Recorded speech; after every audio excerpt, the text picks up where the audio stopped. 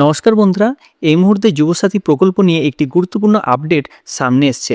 অনেকেই বর্তমানে যুবসাথী প্রকল্প থেকে এক এসএমএস পাচ্ছেন যেখানে লেখা রয়েছে ১,৫০০ টাকা আপনার ব্যাংক অ্যাকাউন্টে ক্রেডিট করা হয়েছে। কিন্তু সমস্যাটা হচ্ছে এখানে যে এসএমএস পাওয়ার পর যখনই নিজের ব্যাংক অ্যাকাউন্ট চেক করতে যাচ্ছেন, ঠিক তখনই দেখছেন আপনার ব্যাংকে কিন্তু কোনো টাকা ক্রেডিটেড হয়নি। তাহলে প্রশ্ন উঠছে, এসএমএস পাওয়ার পরেও কেন ব্যাংকে টাকা ঢুকছে না? আর যারা এখনো পর্যন্ত কোনো এসএমএস পাননি তাদের কি করতে হবে? আজকের এই ভিডিওতে আমি আপনাদের সেই বিষয়গুলো বিস্তারিত আলোচনা করব। প্রথমে আপনাদের দেখিয়ে দিই বর্তমানে যে প্রথম এসএমএসটি অনেকের মোবাইলে এসছে সেটি কেমন বা সেটিতে কি লেখা রয়েছে। আপনারা স্ক্রিনে দেখতেই পাচ্ছেন, প্রিয় যুবসাথী, রাজ্য সরকারের নিজস্ব তহবিল আর্থিক সহায়তার প্রথম মাসের ১,৫০০ টাকা আপনার ব্যাংক অ্যাকাউন্টে জমা করা হয়েছে। এই ধরনের এসএমএস অনেকেই পেয়েছেন, কিন্তু এখানে একটা গুরুত্বপূর্ণ বিষয় বুঝে রাখা দরকার। এই এসএমএস পাওয়া মানেই কিন্তু আপনি নিশ্চিন্তভাবে টাকা পাবেন এমন কিন্তু নয়। কারণ বর্তমানে দেখা যাচ্ছে যারা যুবসাথী প্রকল্প অনলাইনে আবেদন করেছিলেন তাদের ডেটা যখন সিস্টেমে এন্ট্রি হচ্ছে তখন মোবাইল নাম্বারগুলোতে অটোমেটিকভাবে সেই ফিল্ডগুলোতে এসএমএস পাঠানো হচ্ছে। অর্থাৎ আপনার মোবাইলটি যদি আবেদন করার সময় ডেটাবেসে এন্ট্রি হয়ে থাকে তাহলে সিস্টেম থেকে এই এসএমএসটি চলে আসছে। এমন অনেক ক্ষেত্রে দেখা গেছে যে কেউ যদি ডেমো হিসেবে বা পরীক্ষামূলকভাবে ফর্ম ফিল আপ করে থাকেন, সেই মোবাইল নাম্বারেও কিন্তু এই এসএমএস চলে এসছে।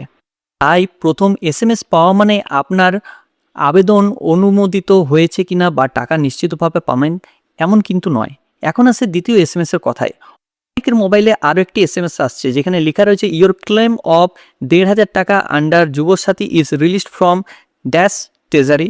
এখানে কোনো ডিস্ট্রিক্টের নাম রয়েছে, মালদা ডিস্ট্রিক্ট, তো Malda treasury, and is scheduled to be credited to your bank account. এই ধরনের এসএমএস সাধারণত ব্যাঙ্ক অ্যাকাউন্ট নম্বরে কিছু অংশ দেখানো থাকে। এই দ্বিতীয় এসএমএসটি আসলে আপনার সবচেয়ে গুরুত্বপূর্ণ, কারণ যাদের আবেদন সম্পূর্ণভাবে ভেরিফিকেশন হয়ে গেছে তারাই সাধারণত দ্বিতীয় মেসেজটি অর্থাৎ ক্লেম এসএমএস পান। অর্থাৎ সহজভাবে বললে প্রথম এসএমএস হচ্ছে শুধু আবেদন করার প্রমাণ হিসাবে অনেকে পাচ্ছেন। দ্বিতীয় যে ক্লেম এসএমএসটি আসছে যাদের আবেদন সম্পূর্ণ ভেরিফাই হয়ে গেছে এবং টাকা ছাড়া হচ্ছে।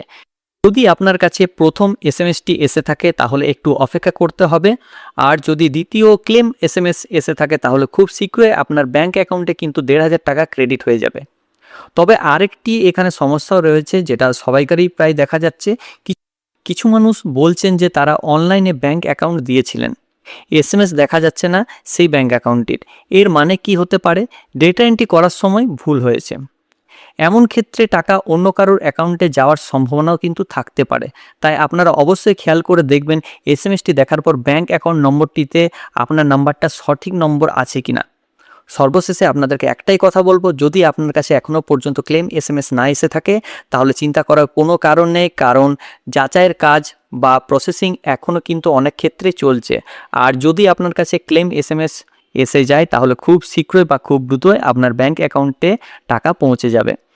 আপনাদের মধ্যে কার কার এই দ্বিতীয় মেসেজটি অর্থাৎ ক্লেম এসএমএসটি এসছে অবশ্যই সেটা কমেন্ট বক্সে জানাবেন।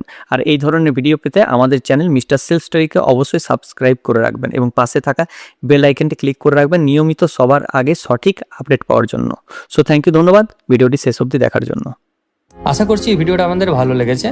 যদি ভালো লেগে থাকে অবশ্যই চ্যানেলটিকে লাইক, কমেন্ট এবং সাবস্ক্রাইব করবেন এবং পাশে যে বেল আইকন রয়েছে সেটাকে ক্লিক করবেন নিয়মিত সবার প্রথম সঠিক আপডেট পাওয়ার জন্য। সো থ্যাংক ইউ, ধন্যবাদ এই ভিডিওটা শেষ অবধি দেখার জন্য।